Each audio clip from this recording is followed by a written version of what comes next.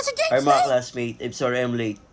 May I come in? Siyempre, yes, you may! Pogi! I love you! Thank you. Pogi na kayo bagong gising! Hello, classmate. I'm sorry I'm late. Totoy? Kilala niyo ako? Si Totoy pa yan! Ang pogi! Mas pogi na siya kay James. Oh, kala niyo si James Reid, no? Si Totoy lang to. Pumogi na ako ngayon. Ano? Totoy, pwede ba't ligawan kita? Totoy, gusto mo libre kita mamaya? Boyfriend na kita! Sorry, hindi kita type. Wala! Daya! Ikaw din. Wala, daya naman. Totoy, pakis! Kahit Mag-away lima! kayo. O class, dahil si Totoy na ang pinakapogi sa classroom, siya na ang escort. Tama ba? Yes, ma'am! Asawa ko yan! Totoy, kiss mo Sige ako! po ma'am, ako na po escort. Alam ko naman yan eh. Ay, sige na, ikaw talaga! Hirap talaga maging Napaka-pogi pogi. mo. Grabe, ang pogi niya na ngayon, oh.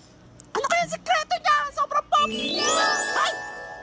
Escort na ako ma'am ah. Hoy, wait lang! Pinapawi ko na yung sinabi ko! Ang pangit mo! Ano nangyari? Maskara ba yun? Pumakit ulit ako. Sabi na, hindi ang pogi!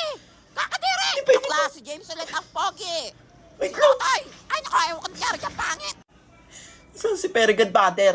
Very Godmother! Ano ba yan? Sino ba yan? Ang ingay! Hay, naku, ikaw na naman! Tulungan niyo po ako, pumangit ulit ako. Napapogi na kita. Pumangit po ulit ako nung nasa classroom na ako eh! Ay, grabe kasi mukha yan. Gusto ko ng pumagi. O siya. O, para gumana ulit yung spell.